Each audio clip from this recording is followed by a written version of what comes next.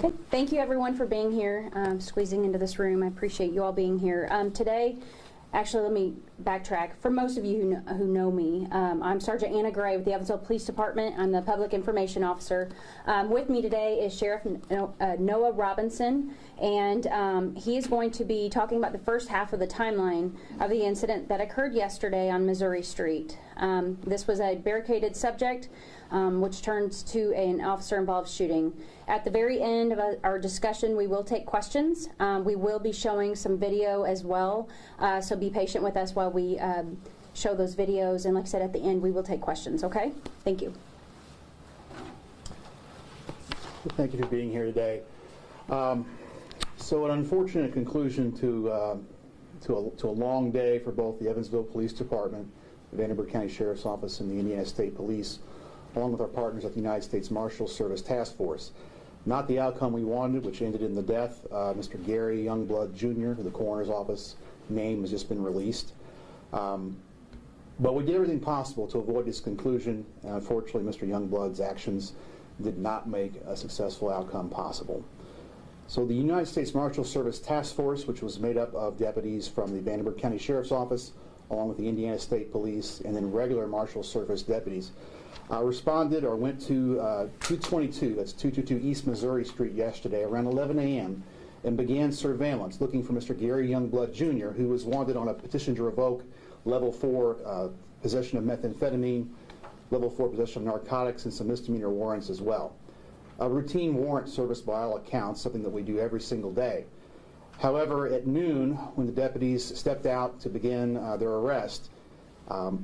Youngblood spotted them and then produced a handgun out the back window and threatened the responding deputies. At that point, we backed off and called for what we call an armored response vehicle for the Sheriff's Office has in their inventory. It was brought down to the scene, and we began issuing challenges into the home over the PA system for Mr. Youngblood to surrender. Other occupants were inside the home, and they came outside and then brought into safety. One female remained inside the residence. We continued challenges, and while responding Evansville Police Department officers and additional Vanderbilt County Sheriff deputies along with state troopers responded to set up a perimeter. At one point, Mr. Youngblood yelled from the residence that he was not going to go back to prison and that he was not going to be taken alive. I'm paraphrasing there. He then again displayed a firearm. At 1 p.m., the female that was inside the residence left and confirmed that no one else remained inside the home other than Mr. Youngblood himself. Sheriff's Office negotiators began communicating with Mr. Youngblood around 2 p.m. That continued on for at least an hour and a half to 2 hours. We thought we were making some progress, but just as we thought progress was occurring, we were dealt reversals, and Mr. Youngblood continued to remain inside the residence and would not obey commands to come out and surrender. At that point, we began introducing chemical munitions inside the residence. Those are in the form of a 40 millimeter, what's sometimes called a grenade launcher. It's a mechanism by introducing non-flammable chemical irritants inside of a home. We sent those in through windows and any hole we could find inside the house, with the goal of making the inside of the home inhospitable and that he might come out and surrender. He retreated upstairs where the munitions had less of an effect and continued to refute our commands to come outside. At that point, the Evansville Police Department SWAT team responded with their armored response vehicle, which had some additional capabilities that our response vehicle did not. And I will let Sergeant Gray take over the narration from there and talk about where the incident went from that point. Thank you. One thing also to note, while officers were on the perimeter, the suspect did get on Facebook Live at one point, said he was turning the gas inside the residence on. There was concern that he was going to try to blow up the residence or burn it down for that reason. The Evansville Fire Department was also called to stage nearby. Officers were actually able to get up to the residence and turn the gas off safely. And at that point, several hours more of negotiations and attempting to get the suspect out to surrender. Unfortunately, he still did not comply, and then chemical munitions were deployed inside the residence from the Evansville SWAT team, the Special Weapons and Tactics team as well. An EPD negotiator also arrived on scene to assist with Vandenberg County Sheriff's Office negotiator. Also, we had an EPD drone that was utilized as well. Again, officers attempted for 2 more hours to try to negotiate and the suspect to surrender peacefully, but he still refused to comply.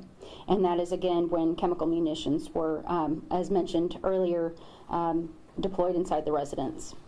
Officers on the outside of the residence saw the suspect burst through the siding and was partially hanging out of the west side of the house. It appeared that maybe he was trying to get some fresh air because of the chemical munitions that were inside, had been deployed inside.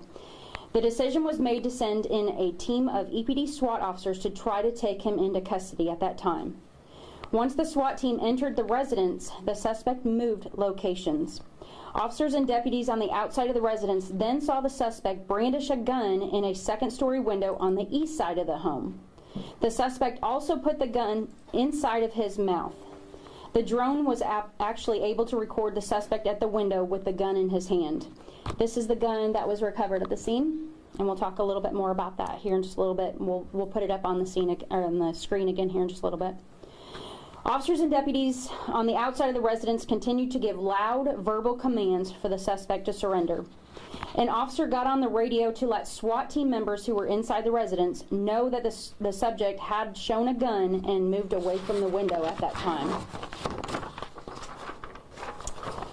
While the SWAT team was staged at the bottom of the stairwell inside the residence, they could hear the suspect yelling and throwing things around at the top of the stairs. The team stayed at the bottom of the stairs for several minutes and tried to negotiate with the suspect.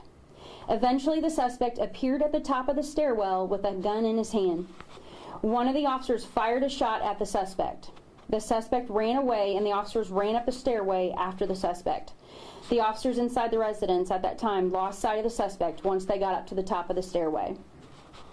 An EPD officer who was on the outside of the residence saw the subject jump out of the second-story window onto a balcony. The officer believed the suspect had the gun in his hand. That officer fired 2 shots at the suspect. The officers on the inside of the residence found the suspect laying on the balcony with the gun still in his hand. The suspect had been shot. Officers pulled the suspect away from the gun. An EPD officer, who is also a medic for our SWAT team, applied a chest seal on the suspect and began life-saving measures until AMR was able to get to the suspect. They also attempted life-saving measures, but unfortunately the suspect did pass away at the scene. We're going to show the video body cam footage.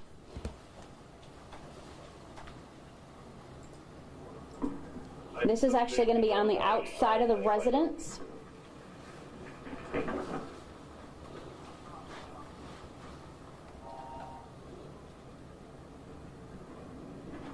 Well, you got to keep light on that window. I can see it with the drone. He's still there.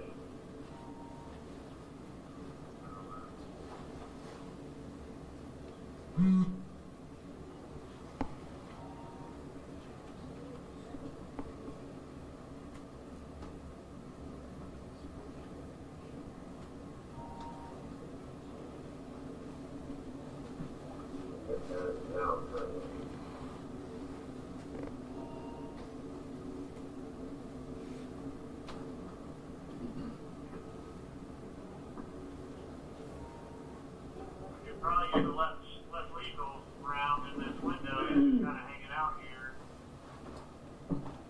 on the east side.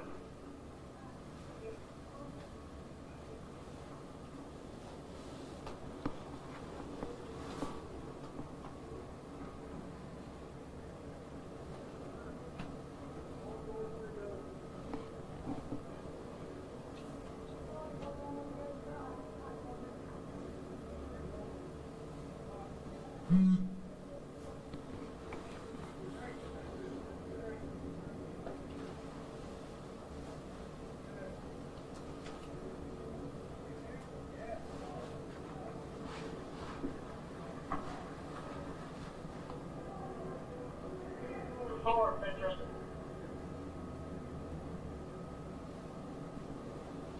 We did have an email if I didn't write it.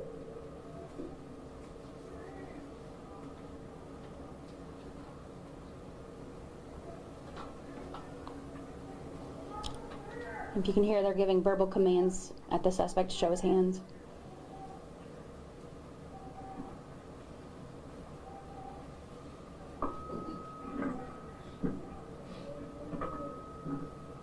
This is going to be a video of the drone footage.